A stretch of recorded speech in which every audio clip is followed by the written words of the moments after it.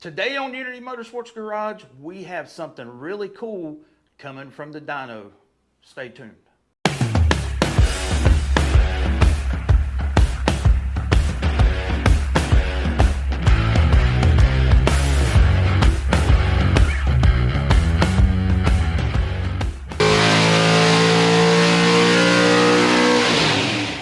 Okay, so I'm over here at probably my favorite place outside the racetrack, okay? That's just the way it is for me.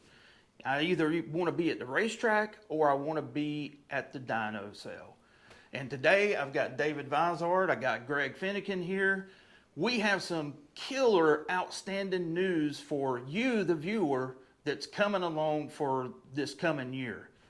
What have we got going on? We have got one of the most sophisticated dynos in the area. It's not quite cup car style, but it's only a smidgen behind. Is that right, Greg? I think so.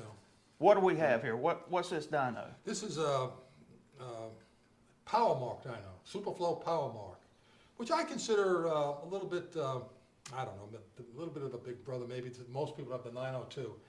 That may be an overstatement, but this is the PowerMark is better if you're going to try to mount engines pretty rapidly during the day. It's the mounting system, the hookup, I think, is more conducive to having dyno contests. You heard something really important what Greg just said, dyno contest. Dyno racing in the United States have gone, it's vanished.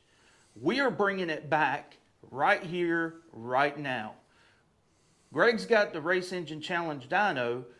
He has this class called Classic Rivals. So we're going to start this whole thing out on a kind of trial basis to gain interest with you, the viewer, and potential sponsors. Wink, wink, if you're out there. Because we want to put this on in a bigger scale, but for now, we're going to have 3 engines. Guess what? Dodge, Ford, and Chevrolet.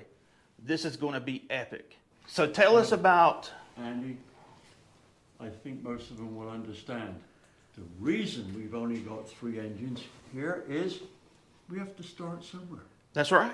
And we've got these engines and we can focus on servicing the entrants to the absolute nth degree to get what they expect out of their engines. Okay, we had a full dyno contest back in 2018 and 19.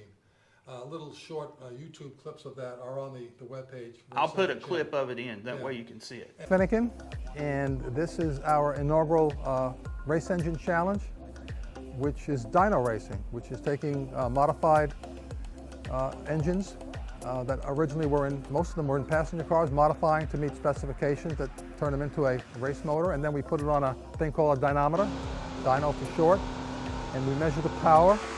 All the engines have to be within certain rules, and it's the average power from 4 to 7,500 RPMs, and there's a score when you average those numbers out as to who's in the lead. We wanted a contest that allowed more creativity, that the builders themselves had some say in what the rules were. We like to call this contest an engine challenge by engine builders for engine builders. So we have rules that allow creativity, but somewhat keep a lid on the cost a little bit. It doesn't get too exotic. So a lot of enthusiasts, most of these gentlemen are engine builders, some of them are hobbyists, so it keeps the cost somewhat in line. And this is our first year. There'll be another one next year. I'm very pleased with the diversified cross-section of engines that we have. That could not have been better.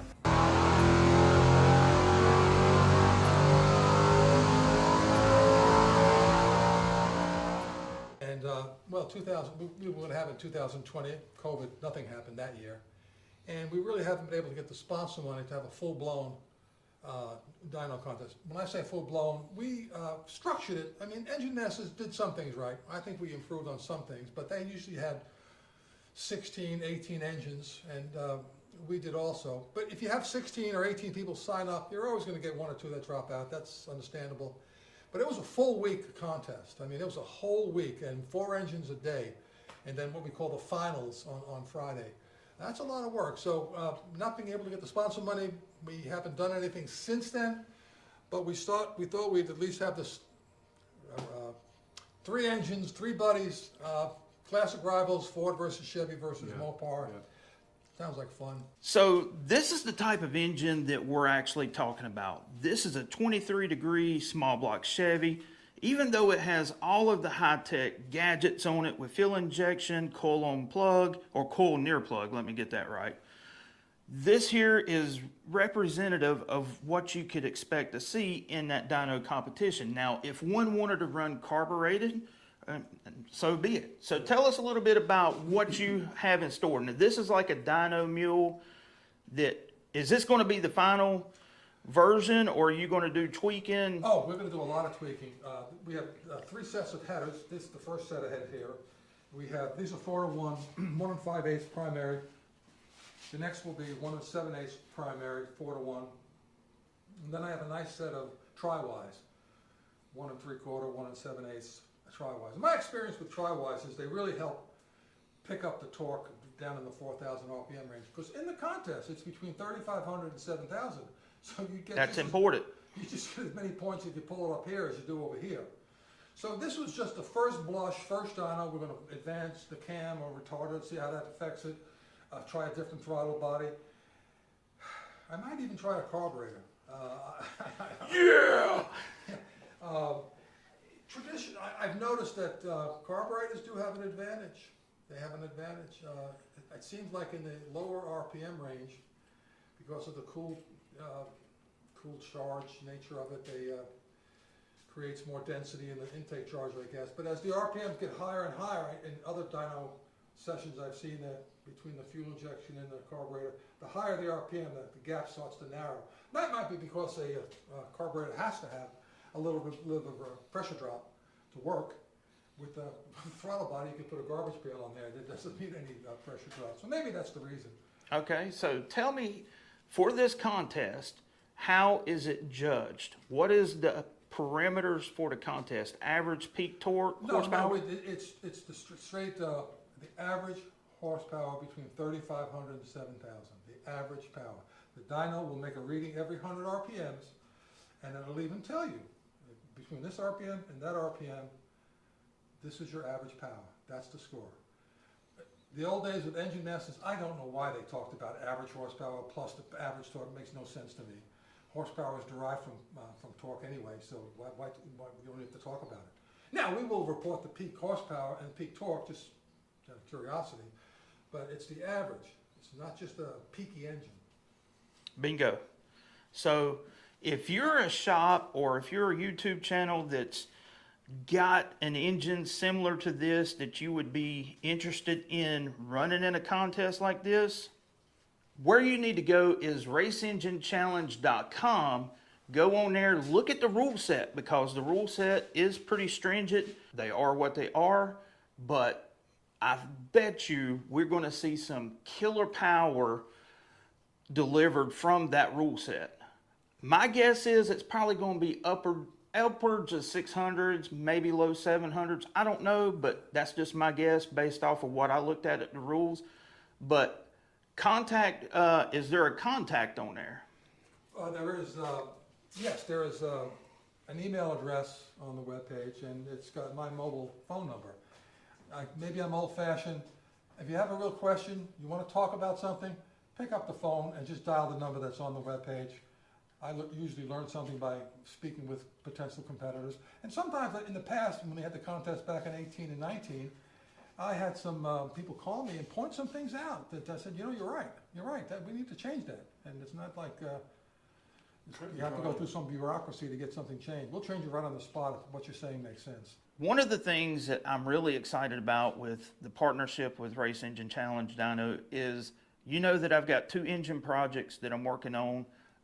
318 Mission Impossible project and the Godzilla project. Now this is going to be over a course of time, but we're pretty excited about this. The Godzilla project is, we're talking about an industrial grade project here. Oh yeah.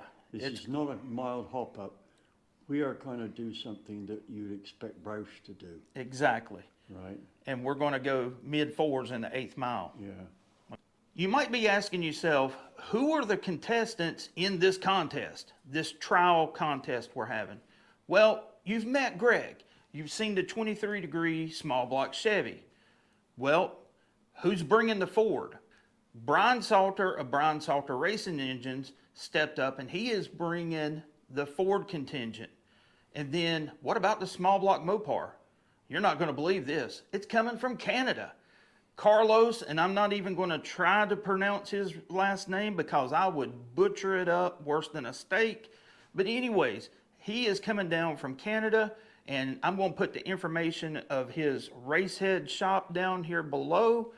So it's going to be pretty awesome to see three brands going at it head to head, similar cubic inch, similar type concessions, similar type deals. It is classic rivals, and that's what we're going for. And no excuses. Nope. Winner takes all, whatever that is. We will determine it when it comes. So I hope you got something from this video. Oh yeah, when it does happen, we're going to have Superflow support right on standby, because that is one benefit about being in Charlotte, North Carolina is, guess what? We're next to Mooresville and all of the race teams. So yeah, we've got all the cards in our hand. It's just that we got to play our hand right. So until next time, this is Andy from Unity Motorsports Garage. And David Bizart. And Greg Finnegan. We will catch you later.